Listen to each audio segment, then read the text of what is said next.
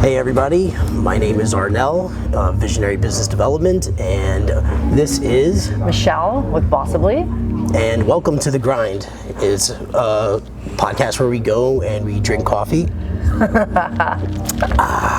and we complain about things that we've read about online that are business related. You guys should have a fun time. Michelle, why don't you just tell everybody for a second on what exactly is Bossibly? So it's helping young professionals in the workplace with icky, sticky stuff and the businesses that employ them. Okay, all right. So what's one of the biggest disparities that you usually come across? Folks having trouble with their bosses. That's probably number one. Is it like more on the communication sides of things, or conflict? Yeah, just ugly stuff. I don't know how to say that I don't like what I'm doing. I don't know how to deal with my performance. I'm afraid to talk to my boss. Okay, all that kind of stuff. So as Bossibly, you kind of come in and you help them prep on how to deal with these different crises. Exactly. Well, that's awesome. That's actually going to tie right into what we've got going on today.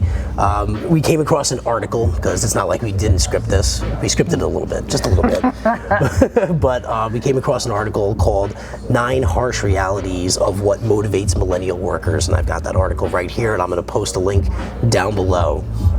And essentially, it says that 46% of employees in the workplace will be millennials by 2020. Fascinating. Yeah. But the article then goes on to say that the harsh reality is that millennials need flexibility in personal time, that bosses need to provide frequent feedback, that there needs to be new titles that are created and in between steps because we're social media oriented and we like to brag. That we need to be encouraged to have multiple ways to collaborate using technology, and also office perks. Shout out to Google on that one. I love the idea of having a segue through a 50-foot office. This is don't forget to cut the bullshit.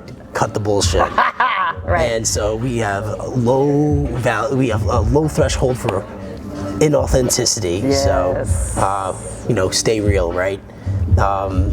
We also need to know the why when we need to help be connected to the business. Simon Sinek.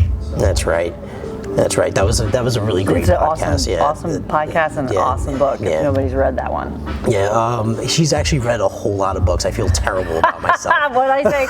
Have you read this one? Yeah. What about this one? It's like watching the movie, right? Yeah, I watched a TED talk about the book. No. I watched a TED talk about the book. I'm good. That's fine. Yeah. That's fine. You got the cliff notes. That's awesome. Exactly. So, and then you have to prioritize giving back because we want to help out our community and we want to have a culture that embraces fun. I don't know why they called it the 9 harsh realities of the millennial workforce, but apparently those are all really harsh things for business owners to hear, maybe. Yeah, for our boomer bosses. That's right. The bad bosses. They don't like to hear any of that stuff. So I think when we were talking about that a little bit earlier, and we were saying, okay, well, how do you take those 9 points and you actually enact change and make it part of your change management initiative in your organization? And it's got to be something that small businesses can handle, but also something for large businesses as well. What's the best way that you feel businesses can go about that from a leadership standpoint? Performance. Looking at performance and feedback. So of all of the stuff that's in that article, I do like the cut the bullshit one. That's probably my favorite. However, actually enacting it and doing something with it is providing feedback. So many, the folks that I work with, so many of them are struggling with talking to the boss or dealing with their performance, and they're not getting feedback frequently. And so that the frequent part is what kills me. I talked to this dude at Boeing, and their process is a month. So they meet with their people monthly. That's not often enough, especially for somebody that is struggling or is not sure or afraid to ask.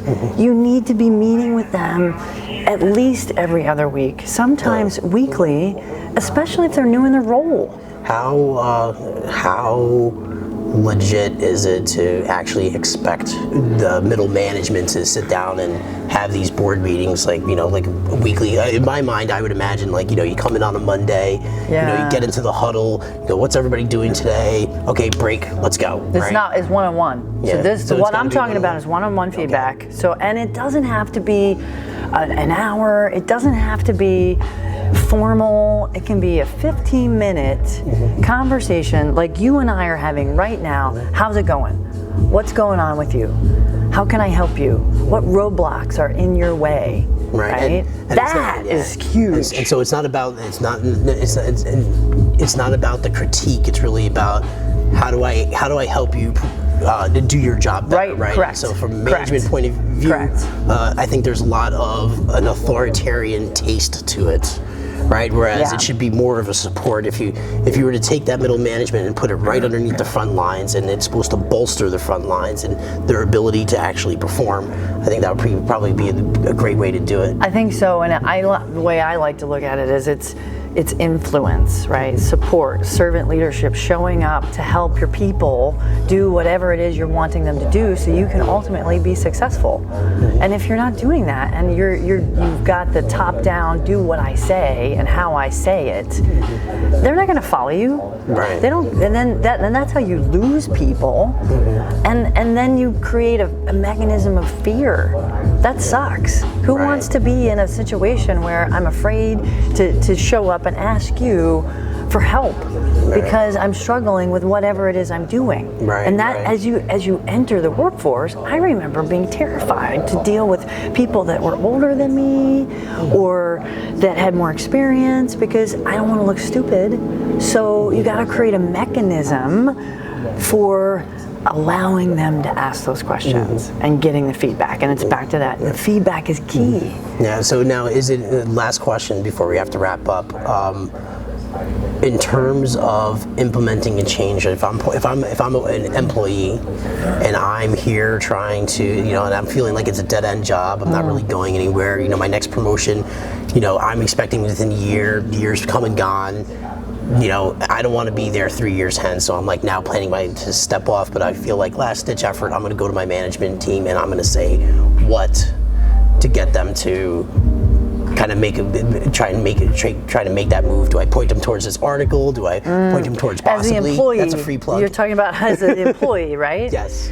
So what I've talked to folks about doing is asking 3 questions, and this is the 3 questions also helps you decide if you want to stay. What should I start doing? What should I stop doing? And what should I continue doing? And so then it puts as an employee, right? And it can be the boss or the employee. Both could do this, right? But what's beautiful about that is that you're asking as an employee, what am I doing right? What am I doing wrong? And what should I fix? And so, and you may not like the information that comes out of it. That's okay. And you may not be able to fix the stuff that's going wrong, but you also will then start making a decision as to whether or not the dialogue is moving in the right direction, to stay, to make it better, to continue doing what you want to do. That's what I think that can work from a boss's perspective or from an employee's perspective. That's really interesting. I think you'd actually do that with life. Yeah, you can. Right. Start, stop, or continue, right? Absolutely. So if you get confused about any of those steps, Michelle from Bossibly, where's the best place people can find you? Bossibly.com. Okay, and if you want to find me, well, I mean, you're already on my Facebook, so there's that. And then you're also on my Instagram, so there's that. But visionarybusinessdevelopment.com. You can also hit me up at visionarybusinessdevelopment@gmail or ardell@workless.guru. Thank you, and you've been listening to The Grind. Cheers. Peace out.